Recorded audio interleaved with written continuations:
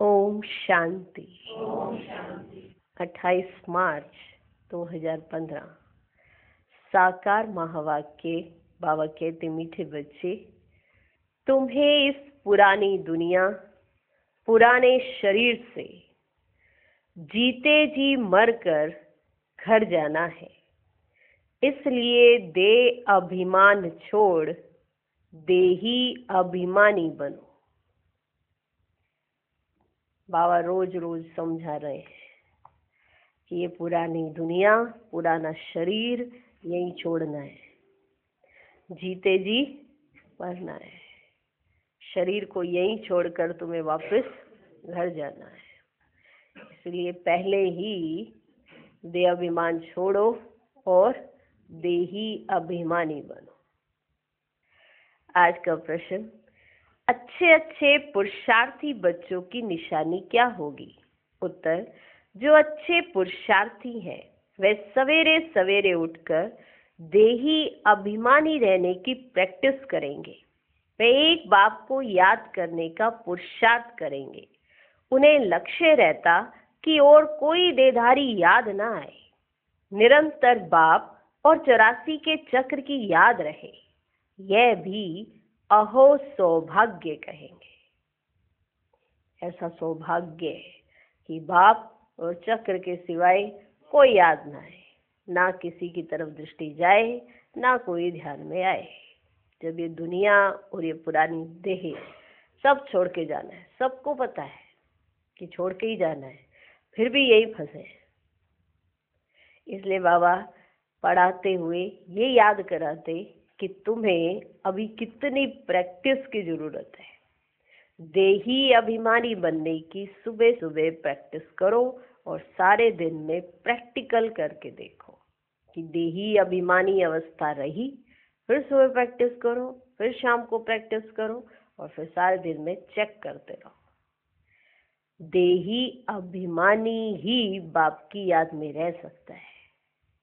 देह अभिमान वाला घड़ी घड़ी भूल जाता है और देही अभिमानी बाप की याद में रहेगा, क्योंकि उसको याद है कि मैं कौन हूँ। तो बाबा हमको सिखलाते और समझाते कि तुम्हें देह अभिमान छोड़ना है। बनना क्या है? देही अभिमानी। क्योंकि ये शरीर और ये दुनिया यही छोड़कर वापस घर जाना है। ये याद रहना चाहिए। बाबा कहते ये याद रहे। अगर बाप की याद और 84 के चक्र की याद रहती है तो भी बाबा कहते कि अहो सौभाग्य है। अच्छा, ओम शांति। अभी तुम बच्चे जीते जी मरे हुए हो। कैसे मरे हो? देखो, जो मरा हुआ होता है उसको किसी बात से कोई फर्क तो नहीं पड़ता ना, कि पड़ता है कौन क्या कह रहा है, किसने क्या कहा, किसने क्या कह दिया, फर्क पड़ता है? बाप के बने दुनिया भी आपको बाप की तरफ से हटाती है, खींचती है ना अपनी तरफ। देह भी बाप की तरफ से हटाती है। तो जब मर गए तो ना देह की याद रहेगी ना दुनिया की। तो अब बताओ कैसे मरे हो? मर गए या कोई आके फट से आपको मरे हुए को फट से जिंदा कर देता है? उठो, मैं आया हूँ, थोड़ा मिल लो। भले कितना भी सगा आ जाए, जो मर जाता है वो उठता नहीं है फिर। अब लोग हाल चाल पता करने नहीं आ रहे हैं, विदाई देने आ रहे हैं। और ब्राह्मण फट फट उठ उठ के ये बताने लगते हैं हम हैं। तो कहते फिर पक्का मरे तो हो नहीं। तो देह अभिमान छूटता नहीं है। ऐसे हम चैलेंज करते हैं माया को, हमें बाप से आप अलग कर ही नहीं सकती हो। कौन? माया कर ही नहीं सकती हो। और वो जरा सा एक कोई छोटी छोटी बातें होती है तो फट से आ जाती है माया और सीधा अलग करती है बाप से। तो कितना बड़ा देह अभिमान। अभी तुम बच्चे जीते जी मरे हुए हो। कैसे मरे हो? देह के अभिमान को छोड़ दिया तो बाकी रही आत्मा। शरीर तो खत्म हो जाता है, आत्मा नहीं मरती। बाप कहते हैं जीते जी अपने को आत्मा समझो और परम पिता परमात्मा के साथ योग लगाने से आत्मा पवित्र हो जाएगी।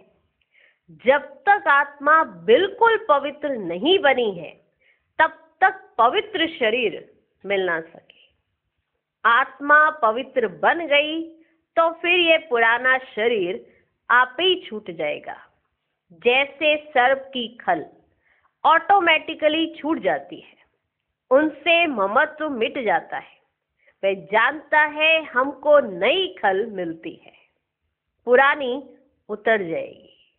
जैसे सर्प के ऊपर नई खल आ जाती है तो उसकी जो पुरानी खल होती है वो ऑटोमेटिकली उतर जाती है। हर एक को अपनी अपनी बुद्धि तो होती है ना। अभी तुम बच्चे समझते हो हम जीते जी इस पुरानी दुनिया से, पुराने शरीर से मर चुके हैं। फिर तुम आत्माएं भी शरीर छोड़ कहाँ जाएंगी? कहाँ जाएंगी? अपने घर। पहले पहले तो ये पक्का याद करना है, हम आत्मा है, शरीर नहीं। हम आत्मा है, शरीर नहीं। आत्मा कहती है बाबा हम आपके हो चुके, जीते जी मर चुके हैं। अब आत्मा को फरमान मिला हुआ है कि मुझ बाप को याद करो तो तुम तमो प्रधान से सतो प्रधान बन जाएंगे। ये याद का अभ्यास पक्का चाहिए।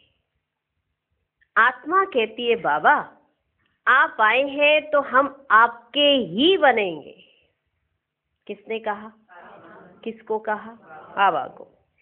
आप आए हैं तो हम आपके ही बनेंगे। आत्मा मेल है ना कि फीमेल। हमेशा कहते हैं हम भाई भाई हैं, ऐसे थोड़ी कहते हैं हम सब सिस्टर्स हैं, सब बच्चे हैं। सब बच्चों को वर्षा मिलना है। अगर अपने को बच्ची कहेंगे तो वर्षा कैसे मिलेगा? आत्माएं सब भाई भाई हैं। बाप सबको कहते हैं रूहानी बच्चों मुझे याद करो। क्या कहते? क्या कहते? रूहानी बच्चों मुझे याद करो। आत्मा कितनी छोटी है, ये है बहुत महीन समझने की बातें। बच्चों को याद ठहरती नहीं है। सन्यासी लोग दृष्टांत देते हैं, मैं भैंस हूं, भैंस हूं, मैं भैंस हूं। ऐसे कहने से फिर भैंस बन जाते हैं। अब वास्तव में भैंस कोई बनते थोड़े ही हैं। बाप तो कहते अपने को आत्मा समझो। ये आत्मा और परमात्मा का ज्ञान तो कोई को है ही नहीं, इसलिए ऐसी ऐसी बातें कह देते हैं। अब तुमको देही अभिमानी बनना है। हम आत्मा हैं, ये पुराना शरीर छोड़ हमको जाए नया लेना है। हम आत्मा है। मनुष्य मुख से कहते भी हैं कि आत्मा स्टार है, भ्रुकुटी के बीच में रहती है, फिर कह देते अंगुष्ठ मिस्र है। अब सितारा कहाँ, अंगुष्ठा कहाँ, और फिर मिट्टी के सालीग्राम बेड बनाते हैं। इतनी बड़ी आत्मा तो हो नहीं सकती। मनुष्य देह अभिमानी है ना, तो बनाते भी मोटे रूप में। यह तो बड़ी सूक्ष्म महीनता की बातें हैं। भक्ति भी मनुष्य एकांत में कोठी में बैठ करते हैं। तुमको तो ग्रस्त व्यवहार में, धंधे आदि में रहते हुए बुद्धि में यह पक्का करना है हम आत्मा है। बाप कहते हैं मैं तुम्हारा बाप भी इतनी छोटी बिंदी हूं। ऐसे नहीं कि मैं बड़ा हूं, मेरे में सारा ज्ञान है। बिंदी बड़ी नहीं है, मुझ में ज्ञान बड़ा है और तुमको वो मैं ज्ञान देता हूं। ऐसा नहीं कि मेरी बिंदी थोड़ी बड़ी हो गई, मैं बिंदु बड़ा हो गया और आपकी बिंदु छोटी हो गई।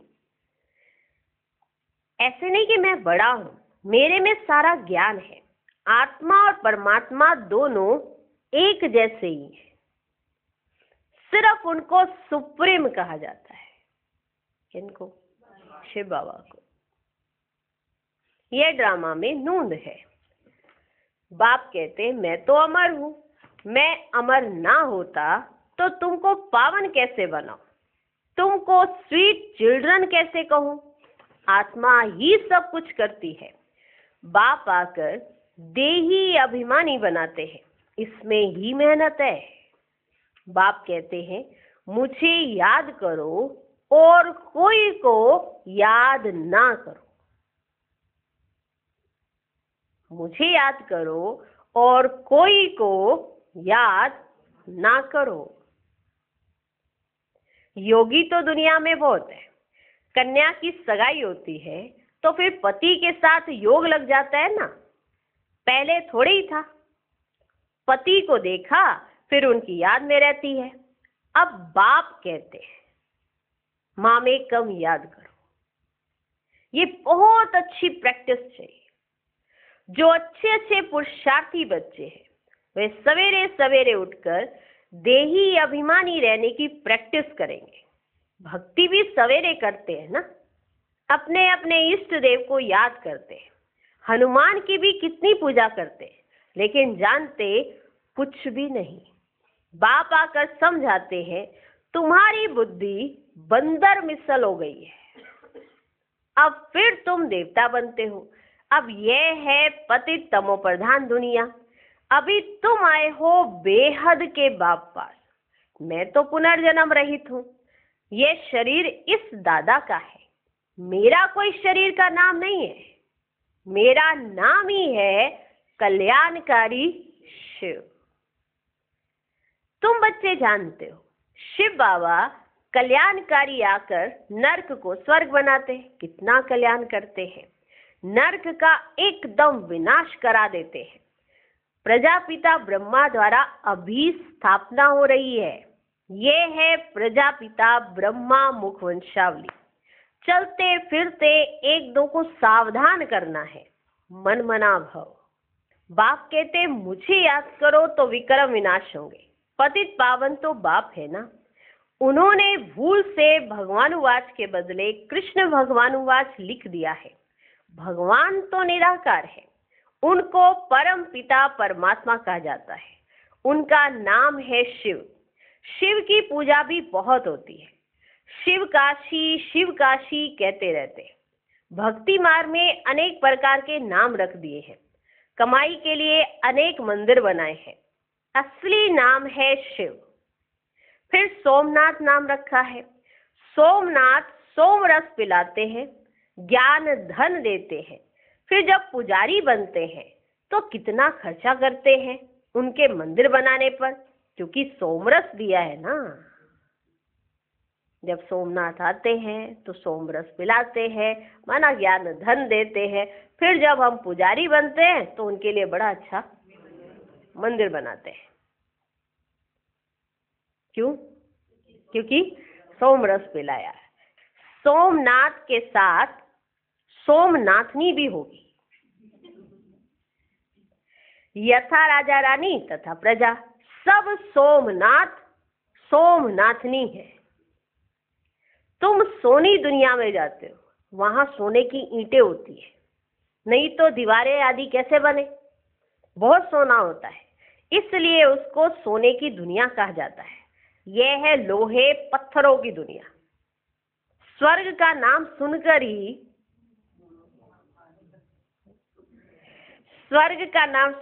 ही मुख पानी हो जाता है। विष्णु के दो रूप लक्ष्मी नारायण अलग अलग बनेंगे ना। तुम विष्णुपुरी के मालिक बनते हो। अभी तुम हो रावणपुरी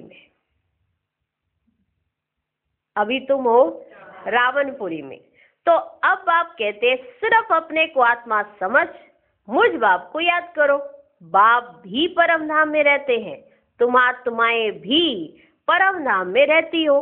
बाप कहते तुमको कोई तकलीफ नहीं देता हूं, बहुत सहज है। बाकी ये रावण दुश्मन तुम्हारे सामने खड़ा है, ये विघन डालते हैं। ज्ञान में विघन नहीं पड़ते, विघन पड़ते हैं याद में। घड़ी घड़ी माया याद भुला देती है, देह अभिमान में ले आती है। बाप को याद करने नहीं देती, ये युद्ध चलती है। बाप कहते तुम कर्म योगी तो हो ही, अच्छा दिन में याद नहीं कर सकते हो तो रात को याद करो। रात का अभ्यास दिन में काम आएगा। जब रात का अभ्यास किया होगा तो वो दिन में काम आएगा। निरंतर स्मृति रहे। जो बाप हमको विश्व का मालिक बनाते हैं हम उसे याद करते हैं। बाप की याद और 84 के चक्र की याद रहे तो अहो सौभाग्य। औरों को भी सुनाना है, बहनों और भाइयों, अब कलयुग पूरा हो, सतयुग आता है। बाप आए हैं सतयुग के लिए, राजयोग सिखला रहे हैं। कलयुग के बाद सतयुग आना है। एक बाप के सिवाय और कोई को याद नहीं करना है। वानप्रस्थी जो होते हैं वे सन्यासियों का जाय संग करते हैं। वानप्रस्थ वहां वाणी का काम नहीं है, आत्मा शांत रहती है, लीन तो हो नहीं सकती। ड्रामा से कोई भी एक्टर निकल नहीं सकता। इस ड्रामा से कोई भी एक्टर निकल नहीं सकता। ये भी बाप ने समझाया है, एक बाप के सिवाय और कोई को याद नहीं करना है। देखते हुए भी याद ना करो। ये पुरानी दुनिया तो विनाश हो जानी है, कब्रिस्तान है ना। बाबा ये बार बार याद दिलाते हैं कि तुम्हें ये देह भी छोड़नी है, ये पुरानी दुनिया भी छोड़नी है, तो तुम क्यों अपनी याद को ऐसे उनके साथ बांधे जा रहे हो, जबकि तुम्हें ये छोड़कर जाना है। ये भी मालूम है कि ड्रामा का अंतिम सीन चल रहा है। ये भी मालूम है कि ये 84वां जन्म हो सकता है। सब कुछ जानते हुए फिर भी पुरानी दुनिया से दिल लगाना। ये भी जानते हैं कि इस पुरानी दुनिया का विनाश होना है। तो ये कब्रिस्तान है ना, कब्रिस्तान है ना। मुर्दों को कभी याद किया जाता है क्या? बाप कहते ये सब मरे पड़े हैं, मैं आया हूं पतितों को पावन बनाए ले जाता हूं। यहाँ ये सब खत्म हो जाएंगे। आजकल बॉम्ब शादी जो भी बनाते हैं बहुत तीखे तीखे बनाते रहते हैं। कहते हैं यहाँ बैठे जिस पर छोड़ेंगे उस पर ही गिरेंगे। क्या? बॉम्ब। नाम डाल देंगे उस पे, टारगेट, और वहीं जाके वो फटेंगे। आजकल बॉम्ब शादी जो भी बनाते हैं बहुत तीखे तीखे बनाते रहते हैं। कहते यहाँ बैठे, क्या कहते? यहाँ बैठे जिस पर छोड़ेंगे उस पर ही गिरेंगे। यह नूंद है, फिर से विनाश होना है। भगवान आते हैं, नई दुनिया के लिए राजयोग सिखला रहे हैं। ये महाभारत लड़ाई है जो शास्त्रों में गाई हुई है। बरोबर भगवान आए हैं स्थापना और विनाश करने। चित्र भी क्लियर है, तुम साक्षात्कार कर रहे हो, हम ये बनेंगे। यहाँ की ये पढ़ाई खत्म हो जाएगी। वहां तो बैरिस्टर डॉक्टर आदि की दरकार ही नहीं होती। ना बैरिस्टर चाहिए वहां पर, ना ही डॉक्टर। यहाँ की ये पढ़ाई खत्म हो जाएगी तो फिर वहां इनकी सबकी दरकार नहीं रहेगी। तुम तो यहाँ का वर्षा ले जाते हो, यहाँ ये जो पढ़ाई कर रहे हो इसका वर्षा ले जाते हो। हुनर भी सब यहाँ से ले जाएंगे। मकान आदि बनाने वाले फर्स्ट क्लास होंगे तो वहां भी बनाएंगे। बाजार आदि भी तो होगी ना, बाजार भी होगा, काम तो चलेगा। यहाँ से सीखा हुआ अक्ल ले जाते हैं। संगम पर जो सीखते हैं ना तो वो अक्ल साथ चली जाती है। यहाँ से सीखा हुआ अक्ल ले जाते हैं। साइंस से भी अच्छे हुनर सीखते हैं, वे सब वहां काम आएंगे। प्रजा में जाएंगे। तुम बच्चों को तो प्रजा में नहीं आना है, तुम आए ही हो बाबा मम्मा के तख्त नशीन बनने। बाप जो श्रीमत देते हैं उस पर चलना है। बाबा मम्मा के तख्त नशीन बनना है तो बाबा जो श्रीमत देते हैं उस पर चलना है। फर्स्ट क्लास श्रीमत तो एक ही देते हैं, कि मुझे याद करो। कोई का भाग्य अनायास ही भी खुल जाता है, कोई कारण निमित्त बन पड़ता है। कुमारियों को भी बाबा कहते हैं, शादी तो बर्बादी हो जाएगी, इस गटर में मत गिरो। क्या तुम बाबा का नहीं मानेंगी? स्वर्ग की महारानी नहीं बनेंगी? अपने साथ प्रण करना चाहिए कि हम उस दुनिया में कभी नहीं जाएंगे जो दुनिया गटर की तरफ ले जाती है। उस दुनिया में हम कभी नहीं जाएंगे, ये प्रण अपने साथ करना चाहिए। उस दुनिया को याद भी नहीं करेंगे। शमशान को कभी याद करते हैं क्या? यहाँ तो तुम कहते हो कहाँ ये शरीर छूटे तो हम अपने स्वर्ग में जाए। अब 84 जन्म पूरे हुए, अब हम अपने घर जाते हैं। औरों को भी यही सुनाना है। ये भी समझते हो बाबा बिगड़ सत्यु की राजाई कोई दे नहीं सकते। बाबा बिगड़ सत्यु की राजाई कोई दे नहीं सकते। इस रथ को भी कर्म भोग तो होता है ना? बाबा पूछते बच्चों से, इस रथ को भी कर्म भोग तो होता है ना? बाप दादा की भी आपस में कभी रूढ़ियां चलती है। ये बाबा कहते हैं, बाबा आशीर्वाद कर दो। ब्रह्मा बाबा शिव बाबा से कहते, बाबा आशीर्वाद कर दो, खांसी के लिए कोई दवाई करो या छू मंत्र से उड़ा दो।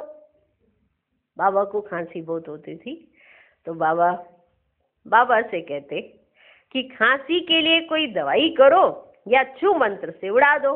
माना ऐसे चिट चैट चल रही। बाबा अपनी बाप दादा जो आपस में रूढ़ियान करते ना वो सुना रहे। तो शिव बाबा ने क्या कहा? कहते हैं नहीं, ये तो भोगना ही है, ये तो भोगना ही है। ये तुम्हारा रथ लेता हूं, उसके एवज में तो देता ही हूं, बाकी ये तो तुम्हारा हिसाब किताब है। मैं तुम्हारा रथ लेता हूं, उसकी एवज में मैं तुमको देता ही हूं, बाकी ये तो तुम्हारा हिसाब किताब है। अंत तक कुछ ना कुछ होता रहेगा। तुम्हें आशीर्वाद करूं तो सब पर करना पड़े। आज ये बच्ची यहाँ बैठी है, कल ट्रेन में एक्सीडेंट हो जाता है, मर पड़ती है, बाबा कहेंगे ड्रामा। ऐसे थोड़ी ही कह सकते कि बाबा ने पहले क्यों नहीं बताया, कि बाबा ने पहले क्यों नहीं बताया। ऐसा कायदा नहीं है। मैं तो आता हूं पतित से पावन बनाने, ये बतलाने थोड़े ही आया हूं। ये हिसाब किताब तो तुमको अपना चुकतू करना है, इसमें आशीर्वाद की बात ही नहीं। इसके लिए जाओ सन्यासियों के पास, वो बताएंगे कि कल क्या होने वाला है। इसके लिए जाओ सन्यासियों के पास। बाबा तो बात ही एक बताते हैं। मुझे बुलाया ही इसीलिए है कि हमको आकर नर्क से स्वर्ग में ले जाओ। गाते भी यही है ना कि पतित पावन सीताराम, परंतु अर्थ उल्टा निकाल दिया है। फिर राम की बैठ महिमा करते रघुपति राघव राजा राम। बाप कहते इस भक्ति मार्ग में तुमने कितने पैसे गवाए हैं। एक गीत भी है ना, क्या कौतुक देखा, ऐसा एक गीत है, क्या कौतुक देखा, है ना, भगवान की क्या लीला देखी। इस तरह से क्या कौतुक देखा, देवियों की मूर्तियां बनाए, पूजा कर फिर समुद्र में डुबो देते हैं। अब समझ में आता है कितने पैसे बर्बाद करते हैं, फिर भी यह होगा। सत्युग में तो ऐसा काम होता ही नहीं, सेकंड बाय सेकंड की नूंद है। कल्प बाद फिर यही बात रिपीट होगी, कल्प के बाद फिर यही बात रिपीट हो गई। ड्रामा को बड़ा अच्छी रीति समझना चाहिए।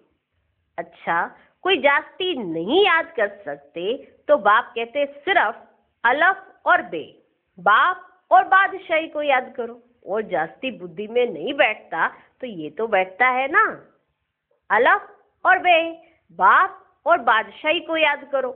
अंदर में यही धुन लगा दो कि हम आत्मा कैसे 84 का चक्र लगा कर आई है।